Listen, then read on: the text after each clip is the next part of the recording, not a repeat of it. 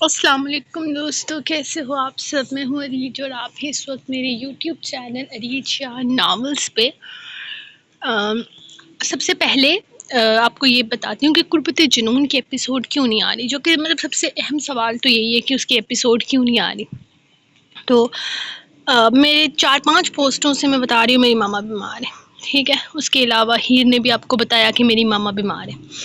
ماما بیمار ہیں تو ایک مطلب بندہ خود ہی یہ چیز سوچ سکتا ہے کہ آپ کے گھر میں ایک انسان بیمار ہے، اور کوئی عام انسان بیمار نہیں ہے، آپ کے گھر کی جو سب سے مین کچھ بھی کہہ لیں جو مین ہستی ہوتی ہے وہ بیمار ہے، تو انسان لکھ کیسے سکتا ہے؟ مجھے یہ چیز سمجھ میں نہیں آتی۔ آپ لوگ کیسے کر سکتے ہو کہ مطلب ایپیسوڈ کیوں نہیں آ رہی؟ ہر چیز کے نیچے بس یہی کمنٹ ہے کہ ایپیسوڈ کیوں نہیں آ رہی ہے، ایپیسوڈ کیوں نہیں آ رہی ہے۔ 28 دن سے ہم کس طرح کی مینٹل کنڈیشن سے گزر رہی ہیں ہم جانتے ہیں۔ میری ماما ہسپتال میں تھی، بہت شکر ہے آج اللہ کا، بہت کرم آج میری ماما بہتر ہیں، لیکن یہ نہیں کہہ سکتے کہ وہ بالکل ٹھیک ہیں۔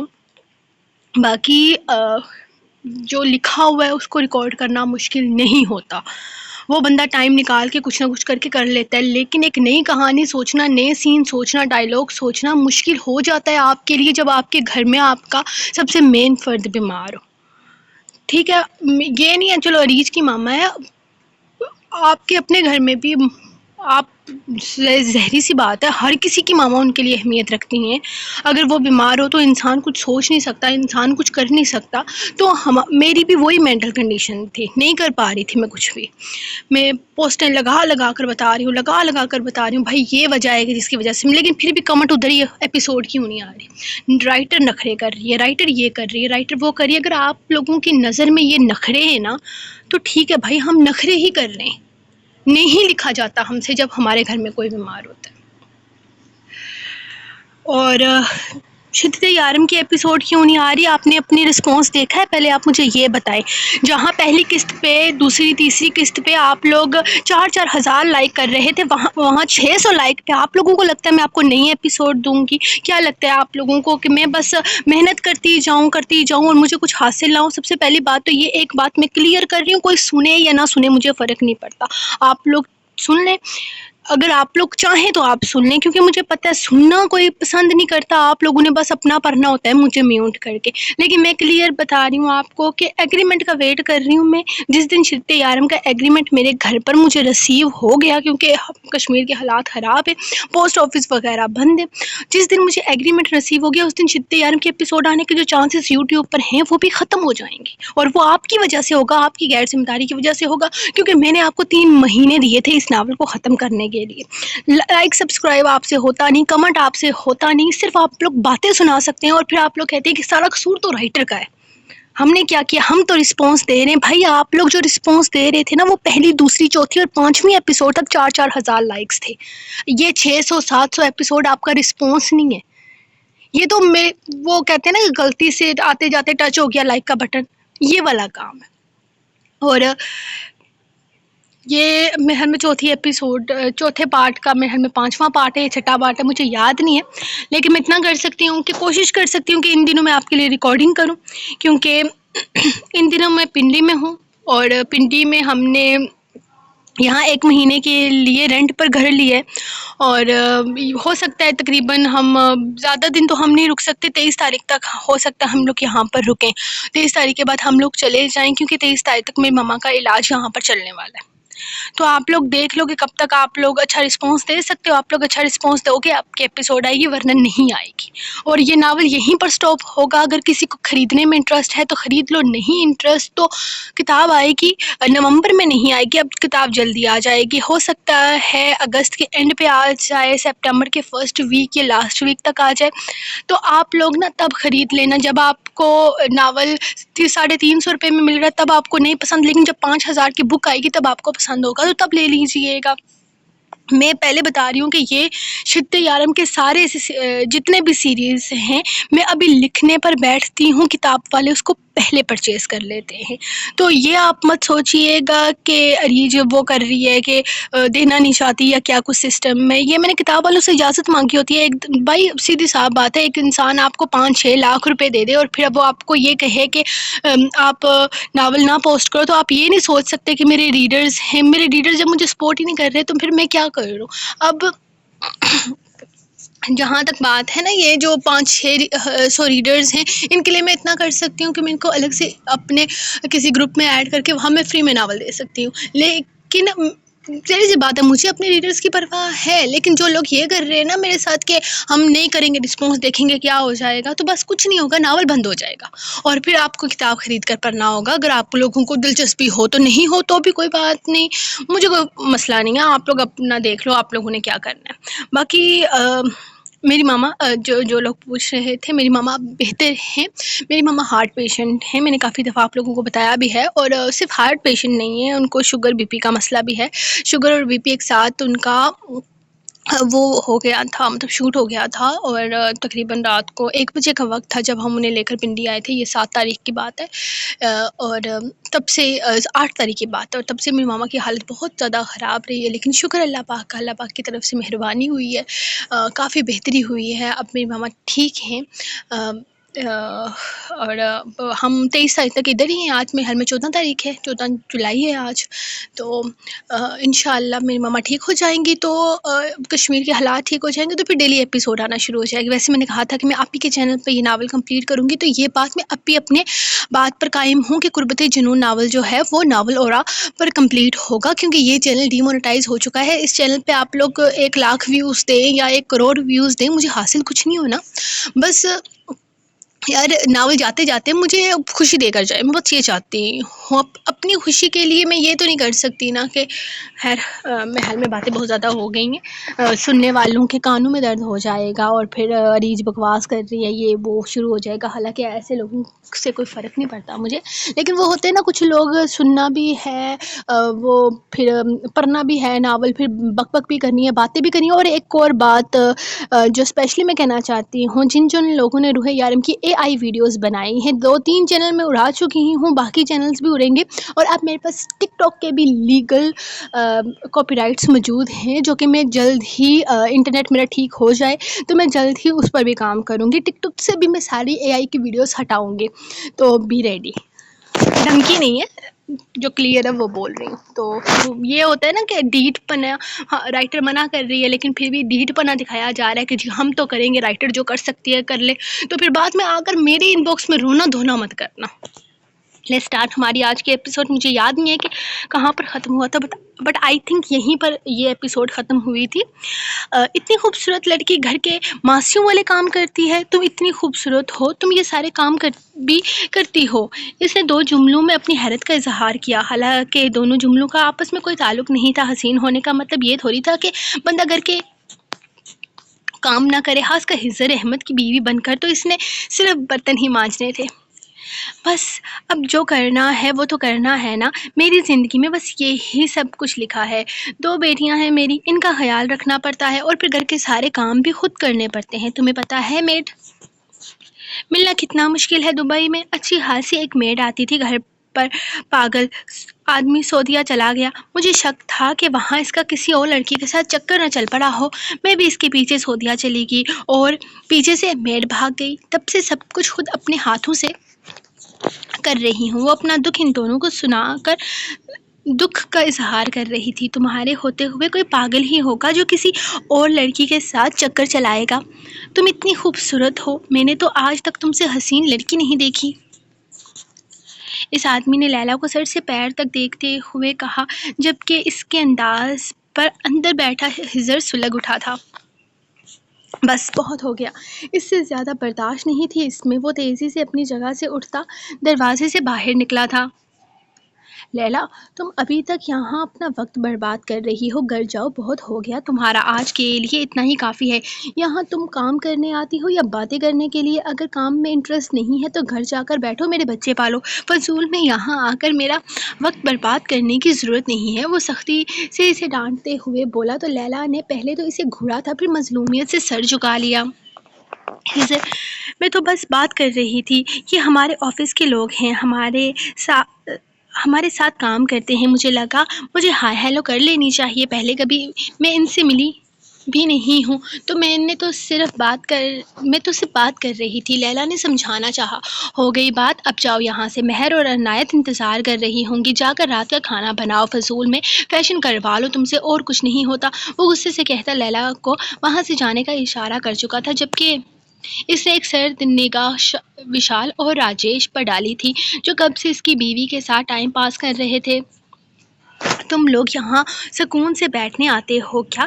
یہاں تمہیں بیٹھنے کے لیے نہیں رکھا گیا، تمہارا وہ راگھو نہ جانے کہاں غائب ہو گیا ہے، اس کے بارے میں پتہ کرواؤ، نہ کہ یہاں بیٹھ کر وقت برباد کرو۔ آئی میری بات سمجھ میں؟ پتہ نہیں کہاں سے یہ فضول لوگ میرے سر پر ڈال دیے ہیں، تم لوگ تو کسی کام کے ہو ہی نہیں، اور تم لوگوں کا وہ باس نہ جانے کہاں دفع ہو گیا ہے۔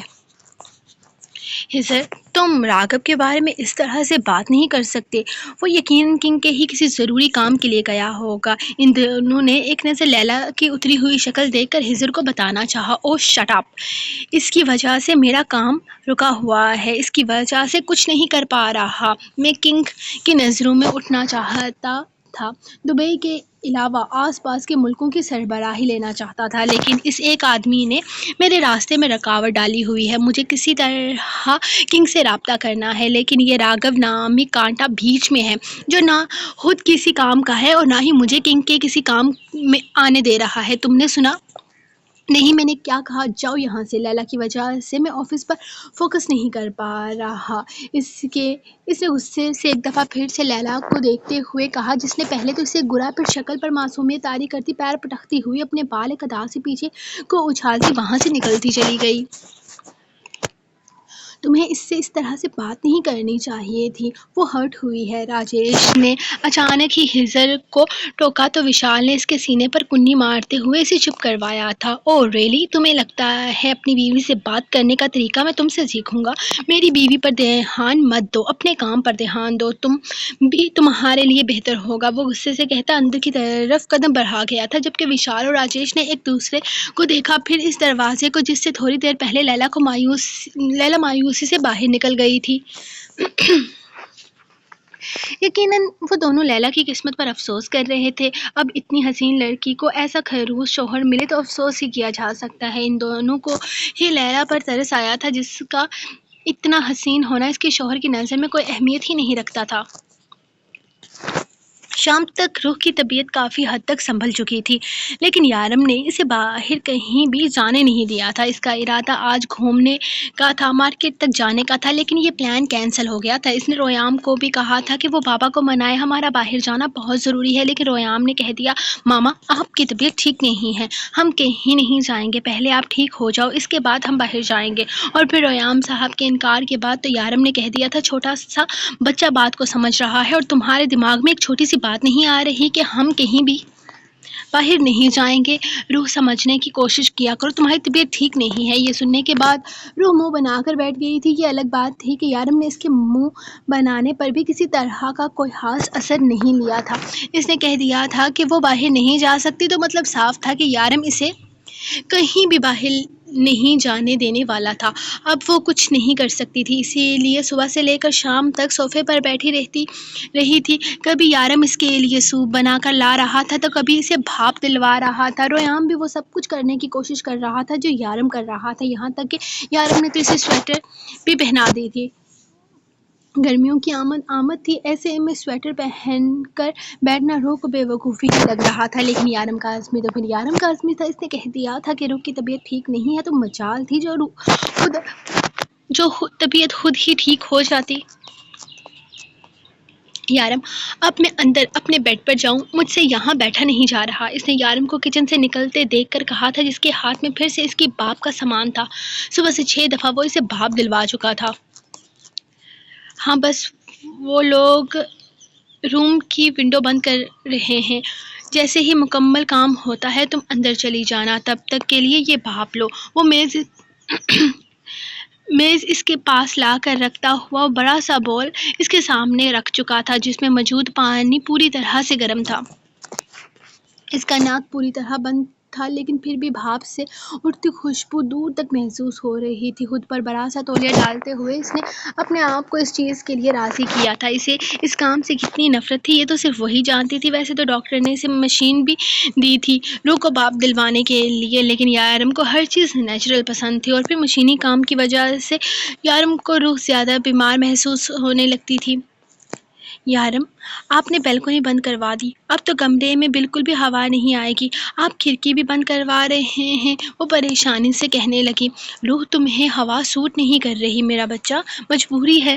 یہاں کی ہواؤں سے جتنا ہو سکے خود کو بچاؤ۔ ڈاکٹر نے کہا ہے آب و ہوا بدلنے کی وجہ سے تمہاری طبیعت اتنی خراب ہوئی ہے، تو اب آب و ہوا سیٹ کرنی پڑے گی، یہ مجبوری ہے میری جان۔ اور ویسے بھی صرف چند دن کے لیے میں نے کھڑکی اور بیلکنی بند کروائی ہے، کچھ دنوں میں ہم واپس کھول لیں گے جب تم بالکل ٹھیک ہو جاؤ گی۔ یہ تو عارضی ہے۔ وہ پیار سے اسے سمجھاتا ہوا خود زمین پر بیٹھتا اسے بھاپ دلوانے لگا تھا، جبکہ رویام بھی روح کے سر کو اس طرح سے پکڑے ہوئے تھا۔ اگر آخر اس نے بھی تو اپنی ماں کی خدمت کرنی تھی، بے شک کچھ بھی نہ کر کے بھی وہ بہت کچھ کر رہا تھا۔ حد ہے یارم، ہوائیں بند کر دی ہیں آپ نے میری، اور کہتے ہیں یہ سب کچھ عارضی ہے۔ وہ منہ بنا کر کہتی پھر سے جھک گئی تھی، جبکہ یارم اس کی بات کا بالکل بھی اثر لیے بغیر اپنے کام میں مگن رہا۔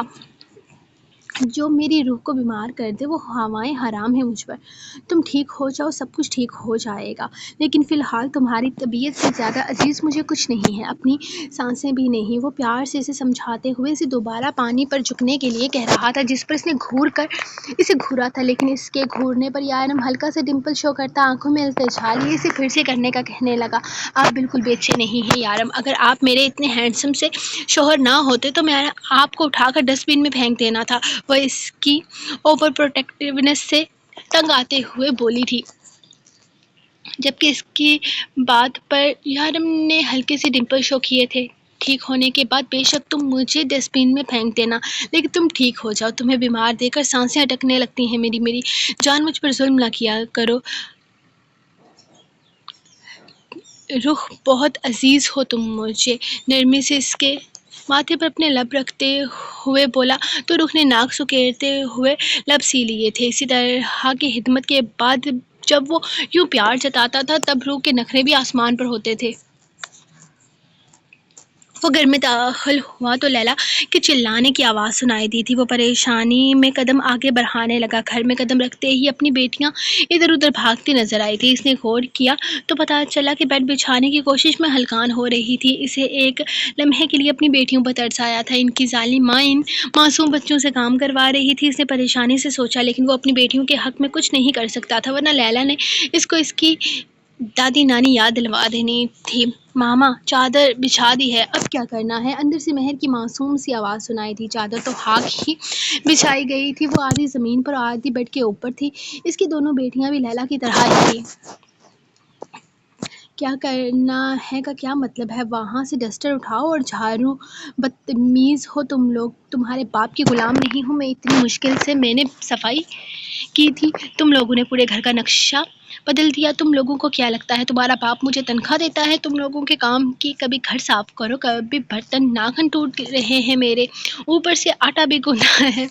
وہ خود پر ہوئے ظلموں کو گن گن کر بتاتی باہر آئی تھی، جب اس کی نظر دروازے پر کھڑے ہزر پر پڑی۔ آ گئے لارڈ گورنر صاحب، آئیے اور یہ جھاڑو اٹھا کر گیسٹ روم صاف کیجیے۔ نوکر نہیں ہوں میں، کسی کی زندگی خراب کر دی ہے میری، بس انہی کاموں کے لیے رہ گئی ہوں میں۔ میری ساری خوبصورتی تو یہ فرش گھس گھس کر گھس جائے گی، کسی کو قدر نہیں ہونی میری۔ وہ غصے سے پیر پٹکتی واپس کچن کی طرف چلی گئی تھی، ہاتھ میں پلیٹ تھی، مطلب کہ وہ برتن دھو رہی تھی۔ ہزر نے تیزی سے کچن کی طرف قدم بڑھائے تھے، اس کا اب جتنا موڈ خراب تھا۔ اس نے ہزر کے ہاتھ میں نہ تو پھول دیکھے تھے اور نہ ہی گفٹ جو وہ اسپیشلی اس کے لیے لایا تھا تاکہ اس کے ساتھ خوبصورت وقت گزار سکے۔ ڈارلنگ، یہ تم کیا کر رہی ہو میری جان؟ تمہیں یہ سب کچھ کرنے کی ضرورت کیا ضرورت ہے، میں ہوں نا۔ وہ جلدی سے آگے بڑھتے ہوئے اس کے ہاتھ سے پلیٹ لے چکا تھا جس پر لیلا نے گھور کر اسے دیکھا تھا۔ یہ آخری برتن ہے، گندے برتنوں کا انبار دھو چکی ہوں میں، یہ بھی دھو سکتی ہوں۔ وہ غصے سے ہاتھ سے پلیٹ کھینچ چکی تھی، مطلب صاف تھا کہ آج لیلا کا غصہ ہرگز کم نہیں ہونے والا تھا اور اس کے رومانٹک موڈ کا بیڑا غرق ہونے والا تھا۔ لیلا میری جان، میں کر دوں گا، تمہیں کچھ بھی کرنے کی ضرورت نہیں ہے یار، تم آرام کرو، اور تمہارے نیلز تو سچ میں خراب ہو گئے ہیں۔ اس نے اس کا ہاتھ پکڑتے ہوئے اس کے نیل چیک کیے تھے۔ اس کی چھوٹی انگلی کا نیل کافی حد تک بگڑ چکا تھا۔ وہ کل ہی ایکسٹینشن کروا کر آئی تھی سعودیہ سے، لیکن وہ نہیں جانتی تھی کہ گھر پہنچنے سے پہلے اس کی ملازمہ اس کے ظلم و ستم سے تنگ آ کر گھر سے بھاگ نکلی ہوگی۔ اتنے دنوں میں اس کی دونوں بیٹیاں عروہ کے گھر پر تھی، ایسے میں ملازمہ نے ہرگز اپنی شکل بھی اس گھر میں نہیں دکھائی تھی، حالانکہ وہ جانے سے پہلے ملازمہ کو بول کر گئی تھی کہ گھر شیشے کی طرح صاف ہونا چاہیے۔ لیکن اتنے دنوں میں نہ تو ملازمہ یہاں تشریف لائی تھی اور نہ ہی اس نے گھر صاف کیا تھا۔ اب گھر کا ہر کونا گندا محسوس ہو رہا تھا اور جب تک سارا گھر صاف نہ ہو جائے تب تک لیلا نے اسے منہ نہیں لگانا تھا۔ یہ حضر احمد بہت اچھے طریقے سے جانتا تھا۔ حالت دیکھو میری، ملازموں سے بدتر ہو گئی ہے میری حالت۔ تم سے شادی کر لی اور اوپر سے تمہاری وہ نوابزادیاں نہ جانے اپنے آپ کو کون سے ملک کی شہزادیاں سمجھتی ہیں کہ کہتی ہیں کہ ہم سے کام نہیں ہوتے۔ میں نے صبح اتنی مشکل سے ان کا کمرہ صاف کیا، آتے ہی پورے گھر کی تباہی نکال دی۔ وہ غصے سے ایک دفعہ پھر سے اپنے مسئلے بیان کرنے لگی تھی، جبکہ کچن کے دروازے سے جھانکتی مہر اور عنایت بار اسے دیکھ رہی تھی۔ تھوڑی دیر پہلے ان کی اچھی خاصی جھاڑ پوچھ ہو چکی تھی۔ لیلا میری جان، سب کچھ ٹھیک ہو جائے گا، میں کر دوں گا، تمہیں کچھ کرنے کی ضرورت نہیں ہے ڈارلنگ۔ یہ تم کیوں کر رہی ہو؟ تم پر سوٹ نہیں کرتا برتن دھونا، تمہارے ہاتھ خراب ہو جائیں گے۔ میں کرتا ہوں نا، وہ اس کے ہاتھ سے پھر سے پلیٹ لیتے ہوئے بولا۔ اس وقت حضر کا انداز بالکل ویسا ہی تھا جیسا لیلا کو چاہیے تھا۔ حضر نے لیلا کو بتایا تھا کہ وہ یہ گھر کے کام کرنے کے لیے نہیں بنی، وہ حکومت کرنے کے لیے بنی ہے، اسے یہ سب کچھ نہیں کرنا۔ وہ شہزادی ہے اور شہزادیاں ایسے کاموں کو ہاتھ نہیں لگاتی۔ اس نے ایک نظر حضر کو دیکھا جو بے بسی سے اسے سمجھانے کی کوشش کر رہا تھا، پھر ہاتھ میں پکڑا ہوا برتن اس کے حوالے کر گئی۔ مجھ سے نہیں ہوتے حضر یہ سارے کام، میں نے تمہیں کتنی دفعہ بتایا ہے، کسی اچھی ملازمہ کا انتظام کرو۔ وہ اس کے سینے پر سر رکھتے روحانی انداز میں بولی، جبکہ اسے ریلیکس ہوتے دیکھ کر مہر اور عنایت بھی ایک دوسرے کو دیکھ کر گہری سانس کھینچ گئی۔ میں کل ہی کسی اچھی ملازمہ کا انتظام کر لوں گا میری جان، تمہیں کچھ بھی کرنے کی ضرورت نہیں ہے، تم جاؤ روم میں آرام کرو، میں کرتا ہوں یہ سب کچھ۔ وہ پیار سے اس کے بال سہلاتا اسے وہاں سے جانے کو کہنے لگا تھا، جبکہ تھوڑا سا کام کرنے کے بعد ہی وہ اتنی زیادہ تھک چکی تھی کہ فوراً ہی اپنے کمرے میں چلی گئی۔ اس کے باہر نکلتے ہی مہر اور عنایت فوراً اس کے پاس آئی تھی۔ بابا میں آپ کی ہیلپ کرتی ہوں۔ مہر نے فوراً اس کے ہاتھ سے برتن لیا تھا، جبکہ عنایت بھی ٹیبل صاف کرنے لگی تھی۔ نہیں ڈیئر پرنسس، تم لوگوں کو میری مدد کرنے کی کوئی ضرورت نہیں ہے۔ اگر تم لوگوں کی ماں ایک رانی ہے تو تم دونوں میری شہزادیاں ہو، سب کچھ ہو جائے گا اور صبح تک ملازمہ بھی آ جائے گی۔ جاؤ تم لوگ اپنی پڑھائی کرو، ایگزام سر پر ہے۔ وہ پیار سے ان دونوں کا ماتھا چومتا ان دونوں کو وہاں سے جانے کا اشارہ کر چکا تھا، جبکہ وہ دونوں اس کا گال چومتی وہاں سے جا چکی تھی، کیونکہ گھر کے کام کرنا ان دونوں کو بھی پسند نہیں تھا۔ حضر سارا کام نپٹانے کے بعد روم میں آیا تو لیلا آئینے کے سامنے گہری سوچ میں اپنے بال سیٹ کر رہی تھی۔ اس کے پیچھے آتے ہی اس نے لیلا کو آہستہ سے اپنی باہوں میں بھرا تھا۔ ہو گیا سارا کام، برتن بھی دھل گئے، ویسے تو تم دھو ہی چکی تھی، لیکن میں نے کچن بھی صاف کر دیا ہے، باہر سارا ٹی وی لاؤنج بھی صاف کر دیا ہے، مہر اور عنایت کا کمرہ بھی چمکا دیا ہے اور ڈائننگ روم کے علاوہ گیسٹ روم بھی صاف کر دیا ہے۔ اب تمہیں کوئی کام نہیں کرنا پڑے گا، کل سے ملازمہ آ جائے گی، سب کچھ وہی کرے گی۔ وہ بے حد پیار سے اس کے گرد اپنا حصار بناتے ہوئے اسے بتا رہا تھا، جبکہ اس کے لب لیلا کی گردن پر تھے۔ بہت اچھا کیا تم نے سارا کام ختم کر دیا، مجھ سے کام وغیرہ نہیں ہوتے، ملازمہ کا جلد سے جلد انتظام کرو، میں بتا رہی ہوں۔ اس نے انگلی اٹھا کر وارننگ دیتے ہوئے سامنے پڑا لوشن اٹھا کر اپنے ہاتھوں پر ملا تھا، پھر اس کے بازو اپنی کمر سے کھولتے ہوئے بیڈ پر جا کر بیٹھی پیروں پر مساج کرنے لگی۔ حضر اس کی ایک ایک حرکت کو نوٹ کر رہا تھا۔ اس طرح کے نخرے لیلا اسے دکھاتی ہی رہتی تھی اور وہ کافی دلچسپی سے دیکھتا تھا۔ تم صبح چیک کر لینا، وہ آئے گی تو تم دیکھ لینا کیسی ہے، اگر کام پسند آیا تو رکھ لینا، پرانے والی تو پتہ نہیں کہاں غائب ہو گئی ہے۔ ویسے بھی تمہیں اس کا کام پسند نہیں تھا، ہم نے مجبوری کی وجہ سے رکھی ہوئی تھی۔ کل والی کا کام تمہیں پسند آ جائے۔ وہ اس کے پاس بیٹھتے ہوئے آہستہ سے اس کے ہاتھ پر اپنا ہاتھ رکھتا ہوا بولا تو لیلا نے ایک نظر سے دیکھا تھا، پھر دلکشی سے مسکراتے ہوئے اپنے پیر بیڈ سے نیچے کرتے تکیے کے ساتھ ٹیک لگا گئی۔ بیٹیاں سو گئی تمہاری؟ اس نے اپنے بالوں کو پیچھے کی طرف کرتے بڑے بے باک لہجے میں سوال کیا تھا۔ تمہیں لگتا ہے انہیں سلائے بغیر کمرے میں آیا ہوں گا؟ وہ نرمی سے اس کے پیروں کو زمین سے اٹھاتا اپنی گود میں سیٹ کرتے ہوئے پوچھنے لگا، تم بھی عجیب قسم کے انسان ہو، جب بات اپنے پر آتی ہے تو سب کو وقت سے سلا دیتے ہو۔ ویسے تمہاری بیٹیاں میرے سر پر ڈانس کرتی رہتی ہیں، مجال ہے جو کبھی تم نے انہیں منع کیا ہو۔ اس کی شرٹ کے کالر کو اپنی طرف کھینچتے ہوئے وہ اسے اپنے قریب کر چکی تھی۔ مطلب پورے کہاں کرنے دیتی ہو تم، تھوڑا بہت پیار دیتی ہو، اس کا حساب بھی رکھتی ہو۔ وہ اس کی گردن پر لب رکھ گیا۔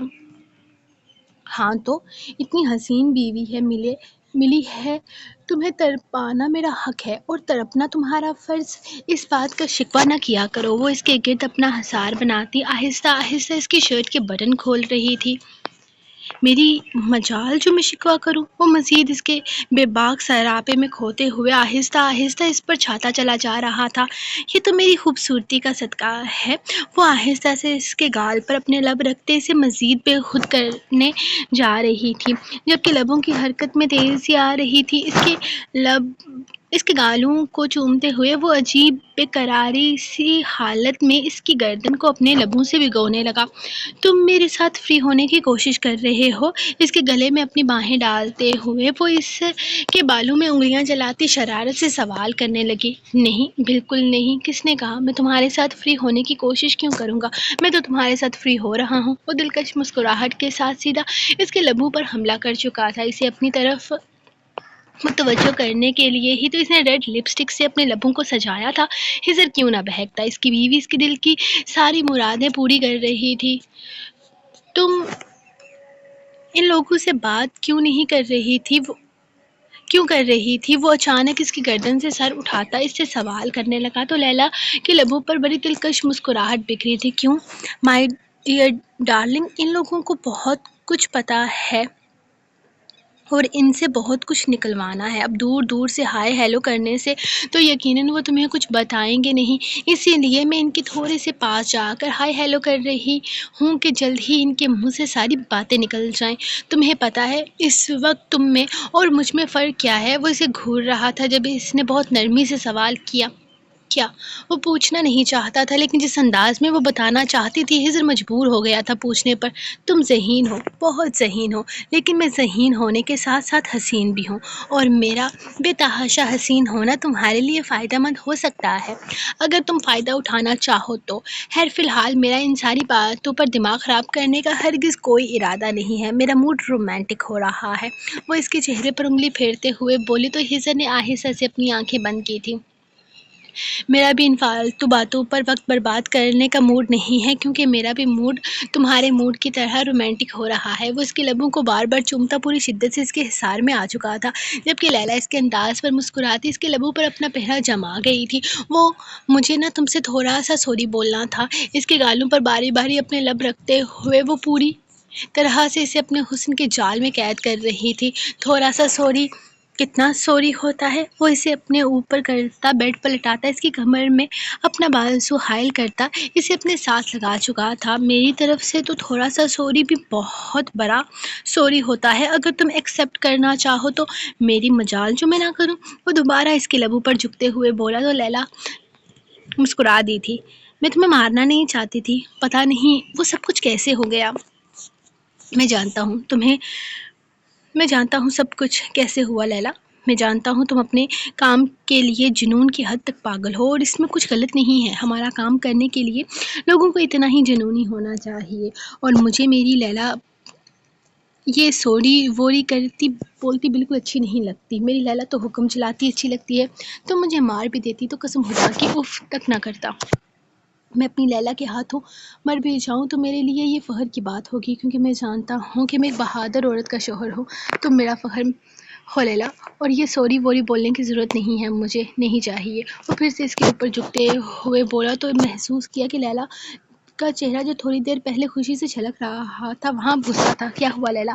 کیا میں نے کچھ غلط بول دیا؟ وہ اس کے چہرے کو دیکھتا پریشانی سے کہنے لگا تو اس نے اگلے ہی لمحے ایک زوردار مکہ اس کے سینے پر دے مارا تھا۔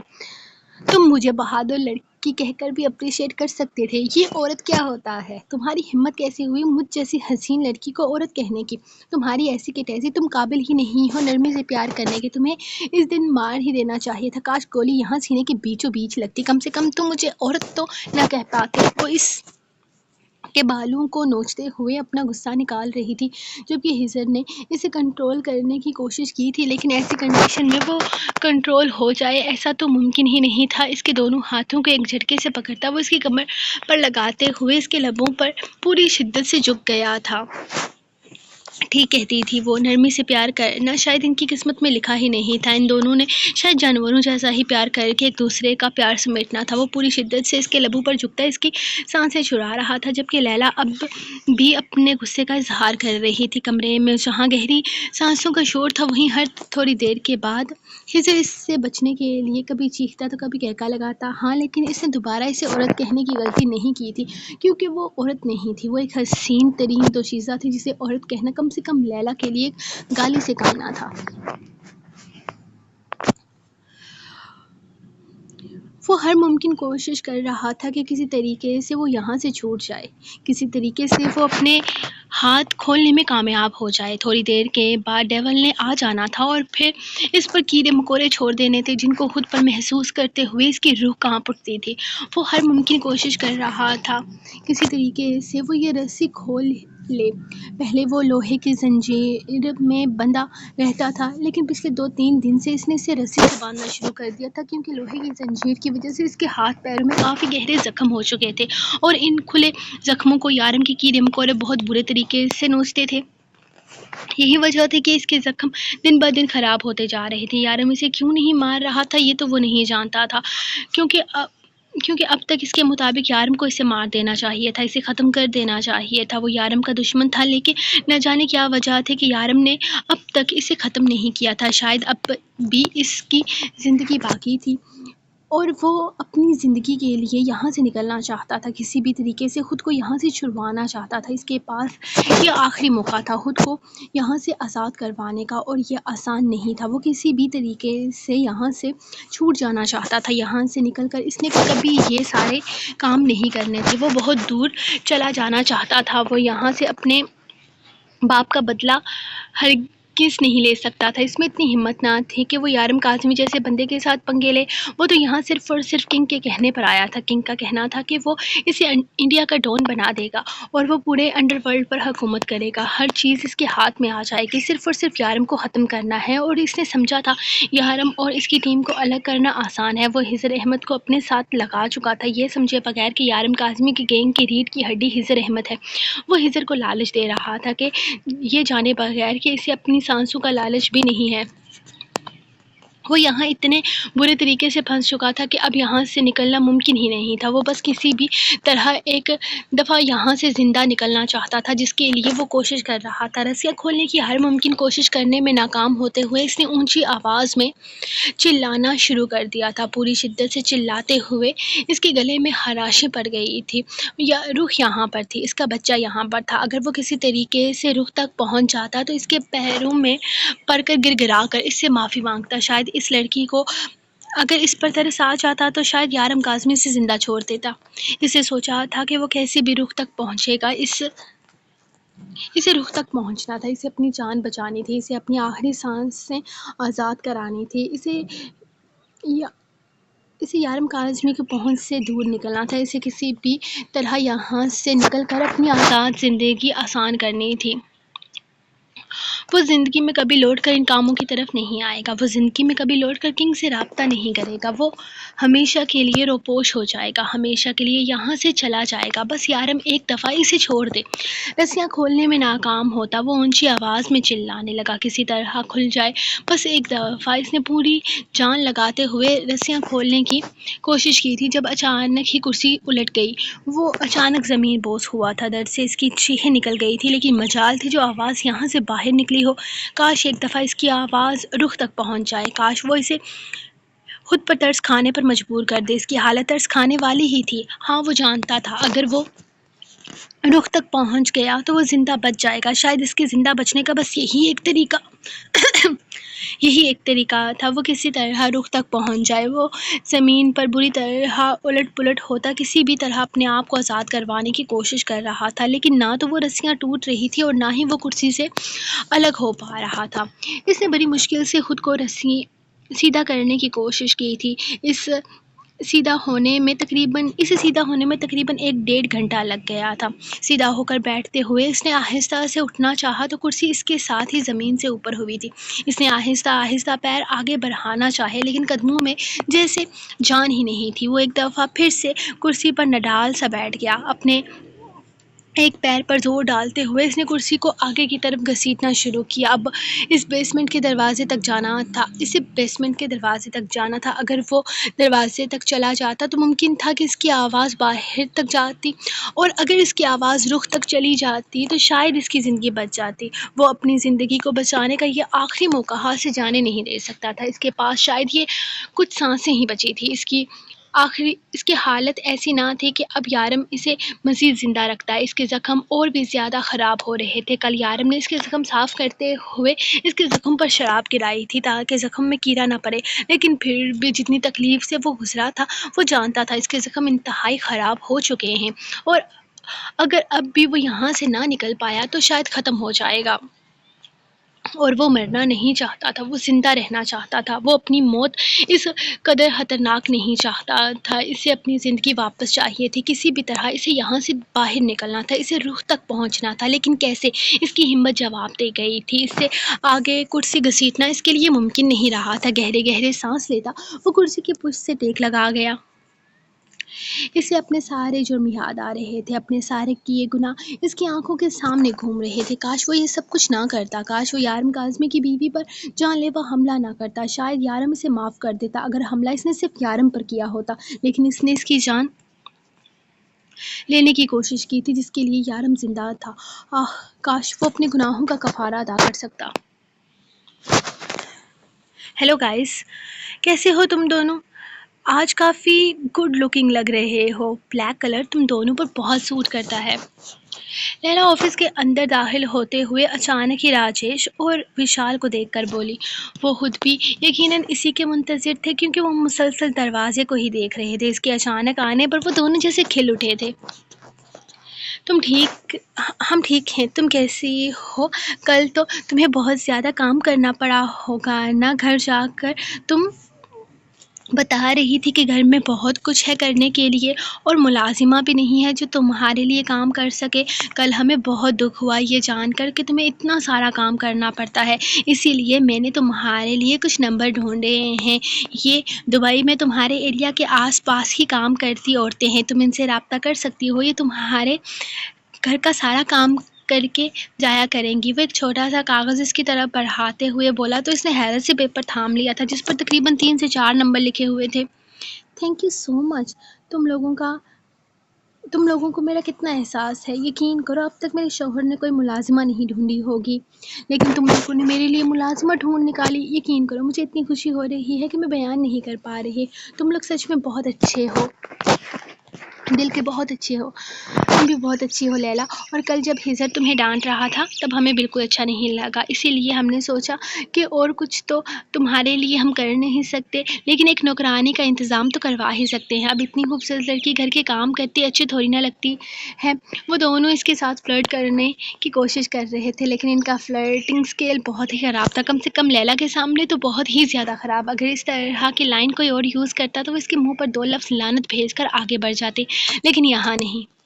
تم لوگوں کو پتہ ہے یہ لوگ کہہ رہے تھے کہ تم لوگ پتھر دل کے ہو، تمہارے سینے میں کسی کے لیے کوئی نرم جذبات ہی نہیں ہے، لیکن دیکھو تم لوگوں نے ان سب کو غلط ثابت کر دیا۔ تم لوگ کتنے پیارے ہو، کتنے معصوم ہو، تم لوگوں نے میرا اتنا احساس کیا۔ اب کم سے کم مجھے گھر کے کام تو نہیں کرنے پڑیں گے نا؟ تھینک یو سو مچ۔ میں آج ہی ان نمبرز پر رابطہ کر کے اپنے لیے کوئی اچھی سی میڈ کا انتظام کر لوں گی۔ تم لوگ بہت کیوٹ ہو۔ پھر ان دونوں کو دیکھتی مسکراتی وہ ہجر کے کمرے کی طرف بڑھ گئی تھی۔ جب وہ ایک دوسرے کو دیکھتے آنکھوں ہی آنکھوں میں کوئی اشارہ کرتے مسکرا کر اپنے کاموں میں مصروف ہو گئے تھے۔ یہ سب کچھ کیا چل رہا ہے میں تمہاری ناک کے نیچے ہجر احمد؟ مجھے یقین نہیں آ رہا تمہاری بیوی تقریباً 5 منٹ سے ان 2 گھنٹوں میں اپنا وقت برباد کر رہی ہے، ان لوگوں کے ساتھ کھڑی مسکرا کر باتیں کر رہی ہے، اور تم یہاں آرام سے اس ڈبے کے سامنے بیٹھے ہو۔ بند کرو اسے، اپنی بیوی پر دھیان دو، کہیں تم سے بیزار تو نہیں ہو گئی؟ لیکن اگر تم سے بیزار ہو بھی گئی تو اس کی چوائس اتنی گھٹیا نہیں ہو سکتی۔ یہ چل کیا رہا ہے؟ درک شیشے کی وال سے نظریں ہٹاتے ہوئے ہجر کی طرف متوجہ ہوا تھا، جو مسلسل اپنے لیپ ٹاپ پر کوئی میل کر رہا تھا۔ درک تم جاؤ یہاں سے، کیوں میرا دماغ خراب کر رہے ہو؟ تم صرف تھوڑی دیر کے لیے آئے تھے، شاید تم بھول گئے ہو۔ وہ غصے سے کہتا دوبارہ اپنے کام کی طرف متوجہ ہوا تھا، جبکہ درک اس کا دھیان لیلا کی طرف دلانے کی کوشش کر رہا تھا۔ ہجر میرے دوست، میرے یار، سمجھنے کی کوشش کر، تیری بیوی تیرے ہاتھ سے نکلتی جا رہی ہے، تیرے ناک کے نیچے کیا کیا ہو رہا ہے دیکھ تو صحیح۔ وہ ان گنڈوں سے باتیں کر رہی ہے، ان گنڈوں کے ساتھ ہنس کر بول رہی ہے، اپنا قیمتی وقت ان پر برباد کر رہی ہے۔ یقین کر اتنی مسکراہٹیں وہ تجھے پاس نہیں کرتی ہوگی جتنی باہر ان لوگوں کو کر رہی ہے۔ اب ادھر ہی آ رہی ہے۔ وہ جگہ چھوڑ کر کرسی کھینچتے ہوئے اس کے سامنے بیٹھتا اسے بتانے کی کوشش کر رہا تھا، جبکہ ہجر نے ایک نظر اٹھا کر اسے دیکھا تھا، پھر اپنے کام کی طرف متوجہ ہو گیا۔ اس وقت وہ اس کی فضول بک بک نہیں سن سکتا تھا۔ میرا دماغ خراب کرنے کی ضرورت نہیں ہے، تو جا یہاں سے، مجھے آرام سے میرا کام کرنے دے۔ تیری وجہ سے میں پہلے ہی اپنے کام میں لیٹ ہو چکا ہوں۔ وہ آج ہی سعودیہ سے واپس آیا تھا اور آتے ہی سیدھا اس کے سر پر سوار ہوا تھا۔ جب ہجر نے اس کی طرف زیادہ دھیان نہ دیا تو وہ آگے پیچھے دھیان دینے لگا، اور اس کا دھیان سیدھا لیلا کی طرف گیا تھا۔ لیلا کی راغب کے گنڈوں کے ساتھ اس طرح کی بے تکلفی ہجر کو کیسی بھی لگے، لیکن درک کو ایک آنکھ نہیں بھائی تھی۔ تبھی تو وہ ہجر کو پمپ کرنے کی کوشش کر رہا تھا، لیکن مجال تھی جو اس پتھر کے انسان کو کوئی فرق پڑتا ہو۔ ہر چیز کو اگنور کرتے ہوئے بس لیپ ٹاپ پر ٹک ٹک کیے جا رہا تھا۔ جب لیلا پورے دھڑلے سے کمرے کے اندر داخل ہوئی اور اپنا بیگ ٹیبل پر پھینکتی سامنے والی کرسی پر نیم دراز ہو گئی۔ لیلا، ہجر احمد، شرم نام کی کوئی چیز بچی ہے تم میں؟ یہ ساری بیچ کھائی ہے تم نے۔ وہاں باہر کیا منہ کالا کر رہی تھی؟ ان کالے مستنڈوں کے ساتھ کیا باتیں چل رہی تھی تمہاری؟ مجھے پورا کلیئر بتاؤ، ورنہ میں نے تمہارے شوہر کو تمہارے خلاف کر دینا ہے۔ وہ جو آرام سے آ کر بیٹھی تھی، درک کی جذباتی تقریر پر آنکھیں گھماتی ہجر کو دیکھنے لگی۔ یہ لو، تمہارے لیے ملازموں کے نمبر لے کر آئی ہوں، فون کرو ان کو اور بلاؤ ان کو آج شام گھر پہ۔ یقیناً تم نے تو کوئی انتظام کیا نہیں ہوگا، لیکن میرے دیوانے جو جگہ جگہ گھوم رہے ہیں نا، وہ میرے لیے انتظام کر ہی لیتے ہیں۔ ملازموں کا بیچاروں کو بڑا افسوس ہو رہا تھا کہ میں گھر کے اتنے کام کرتی ہوں، میرا درد دیکھا نہیں گیا ان سے، اسی لیے انہوں نے ملازموں کے نمبر ڈھونڈے ہیں۔ ہمارے گھر کے آس پاس ہی کام کرتی ہیں یہ، لیلا پرچی سے دیتے ہوئے بولی، تو ہجر نے حیرت سے اس کے ہاتھ سے پرچی لیتے ہوئے چیک کی تھی۔ کیا مطلب ہے یہ ہمارے گھر کے آس پاس کام کرتی ہیں؟ وہ سچ مچ میں حیران ہوا تھا۔ ان لوگوں نے نہ جانے کیسے یہ نمبر نکالے تھے، وہ خود پچھلے 2 دنوں سے کوئی نمبر نکلوا نہیں پایا تھا۔ یہ ساری باتیں بعد میں ہوں گی، پہلے تم مجھے جواب دو۔ اگر تمہارا شوہر تم سے کچھ پوچھتا نہیں ہے تو اس کا یہ مطلب نہیں ہے کہ تم بالکل فری ہو جاؤ۔ بتاؤ مجھے، کیا باتیں چل رہی تھی تمہاری ان لوگوں کے ساتھ؟ اتنا ہنس ہنس کر کیوں بات کر رہی تھی؟ تمہیں شرم نہیں آتی شوہر ہوتے ہوئے اس طرح باہر کے گنڈوں سے بات کرتے؟ ہجر احمد، اس نے کبھی تم پر اس طرح مسکراہٹیں نچھاور نہیں کی ہوں گی جس طرح باہر حیرات میں بانٹ رہی تھی۔ شرم کر لو، کچھ تو شرم کر لو، یہ عورت تمہیں کہیں کا نہیں چھوڑے گی۔ میرے بھائی، مت کر اس پر یقین، میں تجھے بول رہا ہوں، اس کا دل بھر گیا ہے تیرے سے، اسی لیے یہ۔ ہاں، اس میں کوئی ڈاؤٹ نہیں ہے، میرا دل اس سے بھر گیا ہے، لیکن یقین کرو اتنی بری چوائس پھر بھی نہیں ہوگی۔ میں ان سے بات کرتی ہوں، اس کے پیچھے میرا ایک خاص مقصد ہے۔ لیلا نے اس کے منہ پر ٹیپ چپکاتے ہوئے اسے بتانا شروع کیا تھا۔ مقصد؟ کیسا مقصد؟ وہ اپنے منہ سے ٹیپ کھینچ کر اتارتا سوال کرنے لگا۔ بے شک وہ اس کی ٹیم میں نہیں تھا، لیکن پھر بھی یارم کی ٹیم کی A to Z خبر رکھنا وہ اپنا فرض سمجھتا تھا۔ میں بتاتا ہوں، لیلا کو لگتا ہے کنگ کے یہ جو آدمی ہیں وہ کچھ ٹھڑکی ٹائپ کے ہیں، تو لیلا آسانی سے انہیں کور اپ کر سکتی ہے، مطلب وہ جان سکتی ہے کہ کنگ کون ہے اور کہاں ہے، اور ہم اس سے رابطہ کیسے کر سکتے ہیں، اس سے مل کیسے سکتے ہیں۔ اب اگر تمہیں آسانی سے سمجھانا چاہوں تو مطلب میرا بہت صاف ہے کہ اگر ان لوگوں سے یہ پوچھتے ہیں کہ کنگ کون ہے، کہاں ہے، ہمیں کیسے ملے گا، ہم اس سے ملاقات کیسے کریں گے، یا وہ ہمارے سامنے کیسے آئے گا، تو آف کورس وہ ہمیں کچھ نہیں بتائیں گے۔ کنگ سے بات کرنے کے لیے میں اتنی دفعہ ان لوگوں سے کہہ چکا ہوں کہ حد نہیں، لیکن یہ لوگ میری بات بالکل بھی کان پر نہیں رکھتے ہیں۔ لیکن لیلا کو لگتا ہے کہ وہ ان لوگوں کو اپنی باتوں میں لگا کر ان لوگوں سے کنگ کا نمبر نکلوا سکتی ہے، ہم کنگ سے بات کر سکتے ہیں، اس تک پہنچ سکتے ہیں، اسے دیکھ سکتے ہیں، بس اسی لیے یہ ان لوگوں کے ساتھ اتنی باتیں کر لیتی ہے۔ حضر نے تفصیل سے سمجھایا تھا، انداز ایسا تھا جیسے وہ لیلا کی صفائی پیش کر رہا ہو، لیکن سامنے بیٹھی لیلا کو بالکل پرواہ نہ تھی۔ اسے سچ میں فرق نہیں پڑتا تھا کہ کوئی اس کے بارے میں کیا سوچتا ہے، فرق صرف اس بات سے پڑتا تھا کہ حضر اس کے بارے میں کیا سوچتا ہے، اور اس کا شوہر اس کے بارے میں کچھ بھی غلط نہیں سوچ سکتا تھا، اگر سوچتا تو وہ منہ نہ توڑ دیتی اس کا۔ اور لیلا، تمہیں کیوں لگتا ہے کہ ان لوگوں کو ٹریپ کر لو گی؟ اس نے سیدھا لیلا سے سوال کیا۔ کیونکہ میں حسین ہوں، وہ کندھے اچکا کر بولی۔ ہاں ٹھیک ہے، میں جانتا ہوں کہ تم حسین ہو، تم خوبصورت ہو، تم کچھ بھی کر سکتی ہو، لیکن وہ کنگ کے آدمی ہے۔ درک نے سمجھانا ضروری سمجھا تھا، فرق نہیں پڑتا درکیوم حلیل، دنیا ٹھڑکی آدمیوں کی ہے اور میں حسین ہوں۔ وہ آنکھ دبا کر کندھے اچکا گئی۔ بے شک تم ٹھیک کہہ رہی ہو، لیکن پھر بھی لیلا ڈارلنگ، یہ کوئی عام لوگ نہیں ہیں، بلکہ مافیا کے سب سے خطرناک ترین گنڈے کے خاص لوگ ہیں۔ میں حسین ہوں درکیوم، یقین کرو تمہاری ہر طرح کی فلسفی سے ایک جملے کے سامنے فیل ہے۔ وہ آنکھ دبا کر ہلکا سا مسکرائی تو حضر بھی مسکرا دیا تھا۔ ارے باہر میں ڈالو، ایسے حسن کو کوئی ضرورت نہیں ہے تمہیں ایسے لوگوں کے منہ لگنے کی، تم کیوں انہیں اہمیت دے رہی ہو؟ درک کو اچھا نہیں لگا تھا، کیونکہ وہ میرے نئے نویلے دوست ہیں، کوئی ان سے ٹھیک سے بات نہیں کرتا، مجھے برا لگتا ہے اپنے دوستوں کے لیے، اور پلیز تم میرے دوستوں کے خلاف کچھ نہیں کہو گے، وہ میرے نئے دوست ہیں اور میرے لیے بہت عزیز ہیں، لیلا نے منہ بنا کر کہا تو درک اسے دیکھ کر رہ گیا، جبکہ حضر دوبارہ لیپ ٹاپ پر مصروف ہو چکا تھا۔ شاید باہر روشنی ہو چکی تھی، تھوڑی سی روشنی بڑے سے دروازے سے اندر آ رہی تھی، لیکن دروازہ اوپر تھا۔ اس کی آنکھ کھلی تو وہ اب بھی کرسی پر ویسا ہی بندھا ہوا تھا، اس کا سارا جسم درد سے بے حال تھا، ہر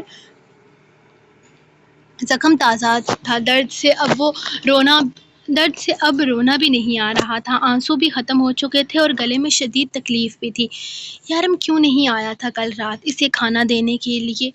وہ نہیں آیا تھا، اسے اپنے کیڑے مکوڑوں کا خیال بھی نہیں آیا تھا، کہاں تھا وہ؟ کیا وہ گھر پر نہیں تھا؟ اس کا یہاں نہ آنا ایک سوالیہ نشان بن گیا تھا، اگر وہ گھر پر نہیں تھا تو اسے اس سے زیادہ بہتر موقع نہیں مل سکتا تھا۔ وہ ایک دفعہ پھر سے کرسی کو توڑنے کی کوشش کرنے لگا۔ کل رات اس کی آنکھ کھلی تھی، اندھیرے میں بھی وہ بس اس کرسی کو توڑنے کی کوشش میں لگا رہا، وہ بس کیسے بھی یہاں سے نکلنا چاہتا تھا۔ اس نے ایک دفعہ پھر سے خود کو گھسیٹنا شروع کیا، کرسی کو اسی انداز میں گھسیٹتے اس نے اپنی پوری جان لگا کر دیوار کے قریب آنے کی کوشش کی، اور پھر اپنے دونوں پیروں پر کھڑا ہوتے ہوئے اس نے کرسی کو پیچھے دیوار کے ساتھ مارتے توڑنے کی کوشش کی تھی۔ اس کام میں اس کی بہت محنت اور ہمت صرف ہوئی تھی، لیکن وہ پیچھے نہیں ہٹا تھا، کیونکہ اب معاملہ اس کی زندگی کا تھا۔ پیچھے کی طرف دیوار پر بار بار کرسی کا کونا مارنے کی وجہ سے کرسی ایک طرف لڑک کر بیچ سے ٹوٹ گئی تھی۔ کرسی ٹوٹنے کی وجہ سے اسے کمر کے بیچوں بیچ شدید زخم آیا تھا، لیکن اسے پرواہ نہ تھی، جان بچانی تھی تو اتنے چھوٹے موٹے زخم تو سہنے ہی تھے۔ اس وقت جان سے زیادہ عزیز اس کے لیے کچھ نہیں تھا۔ کرسی دو حصوں میں بنٹ کر اس کے دونوں بازوؤں کے ساتھ جھول گئی تھی۔ اپنے ایک ہاتھ پر کرسی کا بھار محسوس کرتے ہوئے اس نے دوسرے ہاتھ کی رسی کھولنی شروع کی تھی۔ اس دفعہ اسے زیادہ محنت نہیں کرنی پڑی تھی، کیونکہ تھوڑی ہی دیر میں وہ کرسی کھولنے میں کامیاب ہو گیا تھا۔ اپنے دوسرے ہاتھ سے بھی جلدی رسی کھولتا وہ جلدی سے بیسمنٹ کے بڑے سے دروازے کے پاس آتا، باہر جھانکنے کی کوشش کرنے لگا۔ اسے یہ دیکھ کر حیرانگی ہوئی تھی کہ باہر کافی ساری روشنی تھی، اور تو اور کمرے کا یہ دروازہ بھی کھلا ہوا تھا، مطلب کھلے دروازے سے بھی آواز باہر نہیں جا رہی تھی۔ یہ چیز اس کے لیے کافی حیران کن تھی۔ اس نے آہستہ سے دروازہ کھولتے ہوئے باہر کی طرف جھانکا۔ اس وقت اس کی حالت اتنی خراب تھی کہ اس سے قدم تک نہیں اٹھایا جا رہا تھا، بھاگنا تو بہت دور کی بات تھی۔ اس نے آہستہ آہستہ دروازے کو چھوڑ کر اوپر کی جانب قدم بڑھائے تو اسے سامنے ہی چھوٹا سا بچہ ادھر ادھر بھاگتا نظر آیا تھا، جبکہ اس کے پیچھے یارم بھی بھاگتا نہ جانے کیا کر رہا تھا۔ یارم کو دیکھتے ہی اس کی سانسیں اٹکی تھی۔ اس نے پیچھے کی طرف ہو کر چھپنا چاہا، وہیں پیچھے کی طرف ہوتا وہ یارم کو دیکھنے لگا جو سامنے اس بچے کے ساتھ کھیل رہا تھا۔ اسے پانی کے برتن پر یارم نے الٹا لٹکایا ہوا تھا اور وہ چھوٹا بچہ بار بار اس پانی پر ہاتھ مار رہا تھا اور اس بچے کو بھول نہیں سکتا تھا۔ یہ وہی شیطان تھا جس نے اسے در کے گھر پر بہت زیادہ ستایا تھا۔ وہ یارم کا بیٹا تھا اور بہت اچھے طریقے سے جانتا تھا، لیکن وہ یارم تک پہنچ چکا تھا یا شاید یارم کے پاس ہی تھا، وہ لوگ سمجھ نہیں پائے تھے۔ پتہ نہیں کنگ کو یہ بات پتہ چلی ہوگی کہ نہیں کہ یارم زندہ ہے یا مر چکا ہے۔ خیر اسے یہ سب کچھ نہیں سوچنا تھا، اسے یہاں سے نکلنا تھا اور ہمیشہ کے لیے نکلنا تھا۔ وہ یہاں سے نکلنے کے لیے وہ کسی بھی حد تک جا سکتا تھا۔ وہ یہاں سے واپس کنگ کے پاس تو ہرگز نہیں جانے والا تھا، وہ یہاں سے روپوش ہونے والا تھا۔ ایک دفعہ وہ اس گھر سے نکل جائے، ایک دفعہ یارم کی نظروں سے نکل جائے تو اسے کبھی واپس ان راستوں پر نہیں آنا تھا۔ اس وقت اسے اپنی جان سے زیادہ عزیز اور کچھ بھی نہیں تھا، وہ صرف اور صرف اپنی جان بچانا چاہتا تھا۔ اوپر کی طرف آتے ہوئے دیکھتے ہوئے اس نے دیکھا اچانک وہ بچہ یارم کی گود سے نکلتا باہر کی طرف بھاگا تھا۔ جب یارم بھی کچھ کہتے ہوئے اس کے پیچھے ہی بھاگا، راگھو نے فوراً پیر اوپر کی طرف اٹھائے تھے۔ اس کے جسم سے بہتا خون سیڑھیوں کو خون آلود کر رہا تھا۔ وہ وہیں پیچھے کی طرف ہوتا ایک کونے میں چھپ کر بیٹھ گیا، اس کے سارے جسم میں خوف سرایت کیے ہوئے تھا۔ یارم کی نظروں سے چھپنا انتہائی مشکل تھا۔ وہ جانتا تھا اگر یہاں سے وہ پکڑا گیا تو یارم اسے جان سے مارنے میں ایک سیکنڈ نہیں لگائے گا، لیکن اپنی جان کی خاطر وہ ایک کونے میں بیٹھا اپنی سانسیں روکے ہوئے تھا۔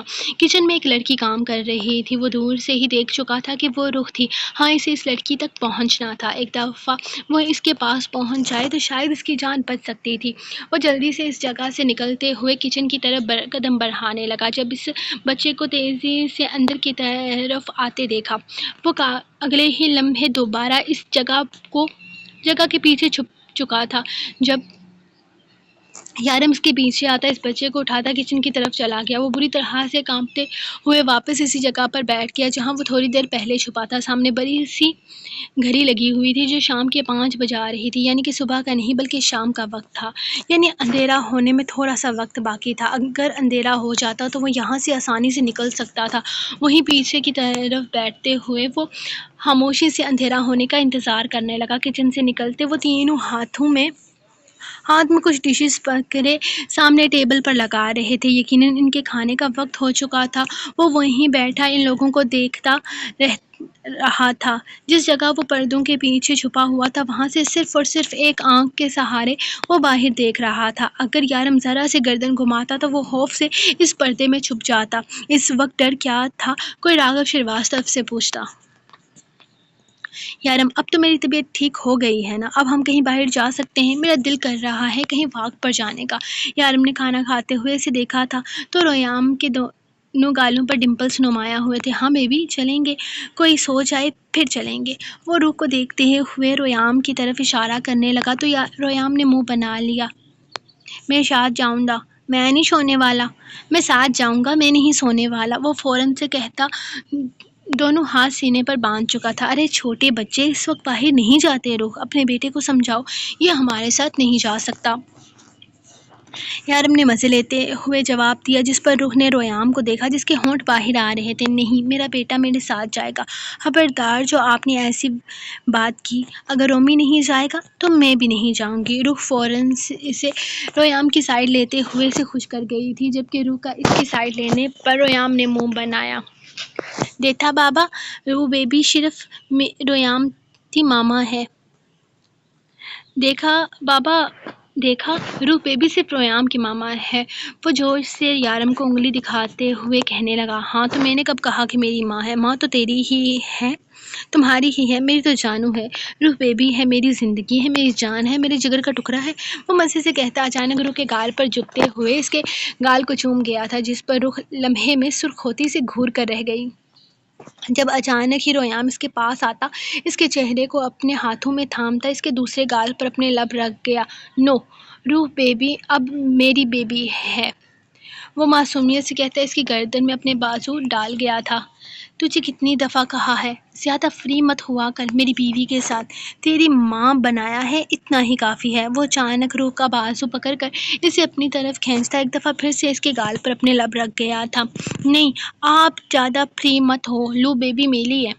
نہیں، آپ زیادہ فری مت ہو، روح بیبی میری ہے۔ رویام نے اسے کھینچ کر اپنی طرف کرتے دوبارہ اس کے دوسرے گال پر لب رکھے تھے۔ روح تو ان دونوں کے بیچ میں فٹ بال بن کر رہ گئی تھی، کبھی یارم سے کھینچ رہا تھا تو کبھی رویام سے کھینچ رہا تھا۔ جہاں یارم کی مونچھوں کے لمس سے اس کا گال سرخ ہو رہا تھا، وہیں رویام نے اپنے چھوٹے چھوٹے گیلے لبوں سے اس کے دوسرے گال کو گیلا کر دیا تھا۔ ارے چھوڑو مجھے، آپ لوگ اپنی جنگ میں میرا بیڑا غرق کیوں کر رہے ہیں؟ خدا کے لیے بخش دے مجھے۔ یہ کبھی ادھر تو کبھی ادھر جا رہی وہ کبھی ادھر تو کبھی ادھر جا رہی تھی، انسان کم فٹ بال زیادہ ہو چکی تھی، جیسے کبھی کوئی کک مار رہا تھا تو کبھی کوئی۔ ان دونوں کی اس جنگ میں رخ ہمیشہ ہی پستی آئی تھی۔ تنگ آ کر وہ ان دونوں کے بیچ سے اٹھتی روم کی طرف بھاگ گئی تھی، اسے کہیں باہر نہیں جانا تھا، وہ گھر پر ہی ٹھیک تھی۔ میری لو بیبی تو بتا دیا، دیکھا میری روح بیبی کو بگا دیا نا، رویام منہ بنا کر بولا۔ تیری نہیں، میری روح بیبی تیرے نخروں کی وجہ سے بھاگی ہے، زیادہ ہی فری ہو جاتا ہے میری بیوی کے ساتھ، وہ مزے سے کہتا اٹھ کر رخ کے پیچھے جانے لگا تو رویام نے بھی اس سے پہلے کرسی سے جمپ کرتے ہوئے اندر کی طرف دوڑ لگائی تھی۔ تھوڑی دیر کے بعد اندر سے بھی دوبارہ میری کی جنگ شروع ہو چکی تھی، جبکہ راگھو وہیں اسی جگہ بیٹھا یارم کو اپنی زندگی بھرپور طریقے سے انجوائے کرتے ہوئے دیکھ رہا تھا۔ پھر آہستہ سے اپنی جگہ سے اٹھتا ہوا وہاں سے باہر نکلنے کی کوشش کرنے لگا۔ سامنے بڑا سا گیٹ تھا اور وہاں سے نکل کر آسانی سے باہر جا سکتا تھا۔ وہ آہستہ آہستہ قدم اٹھاتا اس طرف جا رہا تھا۔ اندر کمرے سے آوازیں آ رہی تھیں، وہ سب لوگ آپس میں مگن تھے، جب اچانک ہی یارم ہاتھ میں بوتل پکڑے باہر آیا۔ وہ چھوٹے بچے کا فیڈر تھا، وہ سیدھا کچن کی طرف جا رہا تھا، جبکہ راگھو ایک دفعہ پھر سے پردے کے پیچھے چھپ گیا تھا۔ اس کے پیر پوری طرح سے چھپے نہیں تھے، لیکن یارم نے نوٹس نہ لیتے ہوئے آگے کی طرف قدم بڑھا کر کچن میں اپنا کام کرنا شروع کر دیا۔ شاید وہ ضرورت سے زیادہ ہی ریلیکس تھا، یا اسے یقین تھا کہ راگھو اس حالت میں نہیں ہے کہ وہ اٹھ کر اوپر کی طرف جا سکے، یا شاید اسے کسی کا ڈر ہی نہیں تھا۔ وہ اپنی زندگی میں پوری طرح سے پرسکون تھا، اسے یقین تھا کہ کوئی اس کا کچھ نہیں بگاڑ سکتا، خاص کر راگھو تو کچھ بھی نہیں۔ اور یہ سچ بھی تھا، راگھو میں اب اتنی ہمت نہ تھی کہ وہ یارم کاظمی سے کوئی بھی پنگا لے پاتا یا پھر اس کے بارے میں کچھ بھی غلط سوچتا۔ وہ ایک دفعہ پھر سے اپنی آخری سانسیں گننے لگا تھا، پورا جسم کانپ رہا تھا۔ وہ کیسے یہاں سے بچ کر نکلے گا وہ نہیں جانتا تھا، بس اسے یارم کی نظروں سے بچنا تھا۔ اس نے اپنے پیر چھپانے کی ہر ممکن کوشش کی، لیکن پھر بھی اس کے پیر باہر کی طرف تھوڑے سے نظر آ رہے تھے۔ رومی، کم سے کم اپنا دودھ تو اٹھ کر خود بنا لیا کر، میں تیرے باپ کا نوکر نہیں ہوں جو تیری خدمتیں کرتا رہوں گا۔ کل سے روح لگاؤ اس کو اپنے کام پر، یہ خود کرے گا، نہ تو میری بیوی اس کا کوئی کام کرے گی اور نہ ہی اس کا باپ اس کا کوئی کام کرے گا۔ وہ فیڈر بند کرتے ہوئے اندر کی طرف قدم بڑھاتا رویام سے کہہ رہا تھا، جب دروازے کے باہر رک کر اس نے ساری لائٹس بند کرتے ہوئے پورے ہال کو اندھیرا بخش دیا تھا۔ تھوڑی روشنی کچن کی طرف سے آ رہی تھی اور تھوڑی سی کمرے کی طرف سے، باقی پورا ہال اندھیرے میں ڈوبا ہوا تھا۔ راگھو نے گہرا سانس لیا تو ہلکا سا پردہ ہلا تھا، جس پر یارم نے ایک نظر پردے کی طرف دیکھا۔ خوف سے ایک دفعہ پھر سے اس کی جان سولی پر اٹک چکی تھی۔ یارم اسے دیکھ چکا تھا یا نہیں وہ نہیں جانتا تھا، لیکن اس کی سانسیں سینے میں اٹکی ہوئی تھی۔ اسے یقین تھا کہ اگر یارم نے اسے اس طرف قدم بڑھائے تو اس کے یہاں سے پہنچنے سے پہلے ہی وہ ختم ہو جائے گا۔ کیا ہو گیا ہے؟ اب وہاں باہر کیوں کھڑے ہو گئے ہیں؟ لائیں، میرے بیبی کو بھوک لگی ہے، اندر سے روح کی آواز آئی۔ جب یارم نے ایک نظر پھر سے پردے کی طرف دیکھا، اب کی دفعہ کوئی حرکت نہیں ہوئی تھی۔ وہ اندر کی طرف قدم بڑھا گیا، جس پر راگھو نے گہرا سانس کھینچتے ہوئے سکون سے اپنے سینے میں اتارا تھا۔ اندر دروازہ بند ہو چکا تھا اور دروازہ بند ہوتے ہی وہ گہری سانس لیتا بڑے دروازے کی طرف جانے لگا۔ شاید اب یارم نے سو جانا تھا۔ وہ تیزی سے اپنے آپ میں ہمت پیدا کرتے ہوئے بڑے گیٹ کی طرف آتا دروازہ کھولنے کی کوشش کرنے لگا، لیکن تھوڑی ہی دیر کے بعد اسے خود ہی احساس ہوا کہ یہ دروازہ لاک ہے۔ یقیناً یارم سونے سے پہلے سارے دروازے لاک کر دیتا تھا۔ یہاں آ کر منزل کے اتنے پاس آ کر واپس جانا راگھو کے لیے ممکن نہیں تھا، لیکن اس کی ہمت جواب دے گئی تھی۔ وہ کیا کرے، کہاں جائے، اسے کچھ سمجھ نہیں آ رہا تھا۔ وہ واپس اس بیسمنٹ میں نہیں جانا چاہتا تھا۔ وہ دوبارہ ان کیڑے مکوڑوں کی خوراک نہیں بن سکتا تھا۔ اسے منظور نہیں تھا واپس وہاں جانا۔ اس نے سوچ لیا تھا کہ وہ صبح تک کا انتظار کرے گا۔ ہاں، وہ واپس نہیں جائے گا، وہ اپنی زندگی بچائے گا، لیکن یہاں پردے کے پیچھے چھپ کر وہ کچھ نہیں کر سکتا تھا۔ اسے کہیں اور چھپنا تھا۔ اس نے سامنے کی طرف کچن کی سائڈ پر بنا کمرہ دیکھا۔ اس کمرے میں کوئی بھی نہیں تھا۔ وہ جب سے یہاں چھپا ہوا تھا، اس کمرے کا رخ کسی نے نہیں کیا تھا۔ شاید وہ کمرہ زیادہ استعمال میں نہیں تھا۔ وہ آہستہ سے دروازے سے ہٹتا اس کمرے کی طرف جانے لگا۔ کمرے میں اندھیرا تھا، لیکن یہ کمرہ کافی بڑا اور صاف ستھرا تھا۔ سامنے بڑا بیڈ لگا ہوا تھا، جبکہ ادھر ادھر بچوں کی چیزیں پڑی ہوئی تھی۔ شاید یہ یارم کے بیٹے کا کمرہ تھا۔ وہ خود ہی اندازہ لگاتا ہوا آہستہ آہستہ آگے بڑھتا کنگ سائز بیڈ کے نیچے کی طرف لیٹتے ہوئے وہاں چھپ گیا۔ جو بھی تھا، اسے اپنی جان بچانی تھی۔ اگر کوئی اسے ایک ہفتے کے لیے یہاں چھپنے کے لیے کہتا تو وہ آرام سے یہاں چھپ جاتا، اور مجال تھی کہ وہ وہاں سے سانس بھی نکالتا۔ یارم کاظمی کے سامنے اس کی سانسیں ویسے بھی بند ہوئی پڑی تھی۔ وہ یہاں سے کہیں نہیں جانے والا تھا جب تک یارم کا سایہ اس گھر سے دور نہ ہو جائے۔ وہیں چھپے چھپے نہ جانے کب اس کی آنکھ لگ گئی تھی۔ وہ گہری نیند میں اتر چکا تھا۔ نیند میں جا چکا تھا یا بے ہوش ہو چکا تھا سمجھنا ممکن نہیں تھا، لیکن وہ ہوش و حواس سے پوری طرح سے بیگانہ ہو چکا تھا۔ سامنے یارم کے کمرے کا دروازہ اندر سے بند تھا اور اس کی فیملی اس کمرے میں تھی، جبکہ یہاں راگھو، جو کبھی یارم کی سانسوں پر قبضہ سمجھتا تھا، آج اپنی سانسوں کے لیے اسی کے بیٹے کے بیڈ کے نیچے چھپا ہوا تھا۔ جتنی ہوشیاری سے اس نے یہ سب کچھ کیا تھا، اسے یقین تھا کہ یارم کو اس کے بارے میں کچھ بھی پتہ نہیں چلے گا۔ وہ کسی بھی طرح یہاں سے نکل جائے اور پھر کبھی ان گناہوں کی دنیا میں واپس نہیں آئے گا۔ بس ایک دفعہ وہ یہاں سے زندہ سلامت نکل جائے۔ اس نے کبھی پلٹ کر ان سب چیزوں کو نہیں دیکھنا تھا۔ گہری نیند میں اترتے اترتے بھی اس نے یہی سب سوچا تھا، لیکن قسمت اسے کہاں لے کر جانے والی تھی، یہ کوئی نہیں جانتا تھا۔ بس ہو گئی، اب اور نہیں پڑھا جا رہا۔ تو خیر، یہ رہی آپ لوگوں کی آج کی ایپیسوڈ، اور جو پہلی ایپیسوڈ سے لے کر ساری قسطیں ڈیلیٹ ہوئی ہیں ان کو بھی میں کوشش کروں گی 23 تاریخ تک میں یہاں ہوں تو میں ریکارڈ کروں، لیکن ظاہری سی بات ہے، ماما کی طبیعت پر سب وہ ڈپینڈڈ ہے۔ ان کی طبیعت ٹھیک رہی تو کروں گی، اگر اللہ نہ کرے ان کی طبیعت خراب ہوئی تو ہو سکتا ہے ہم واپس ہی چلے جائیں۔ تو مطلب یہ ہے کہ ابھی کچا پکا ہے، یہاں پر ہم نے 1 ویک تک رہنا ہے کہ نہیں رہنا۔ فی الحال تو جو گھر ملا ہے وہ بھی اتنا اچھا نہیں ہے، مطلب نارمل سا گھر ہے، اور کچھ پانی کا بھی سلسلہ صحیح نہیں ہے یہاں پہ۔ تو اگر دیکھتے ہیں سب سیٹ ہوتا ہے کہ نہیں ہوتا، اور لائک کریں کیونکہ آپ لوگوں کے لائکس پہ آئے گی نیکسٹ ایپیسوڈ۔ اگر آپ لوگ اچھا رسپانس دو گے تو آئے گی، ورنہ نہیں آئے گی، ٹھیک ہے؟ تو آپ لوگ دیکھ لو آپ لوگوں نے کیا کرنا ہے، اور انشاءاللہ ملوں گی میں نیکسٹ ایپیسوڈ کے ساتھ۔ پہلی یارم کے ناول کی پہلی ایپیسوڈ سے لے کر 30 ایپیسوڈ وہ بھی ریکارڈ کرنی ہے، کوشش کروں گی ریکارڈ کر لوں ایگریمنٹ آنے سے پہلے۔ تو دیکھتے ہیں کیا ہوتا ہے، تو ملتی ہوں میں آپ کو نیکسٹ ایپیسوڈ کے ساتھ۔ تب تک کے لیے اپنی رائٹ کو دیں اجازت، اور دعا میں یاد رکھیں۔ اللہ حافظ۔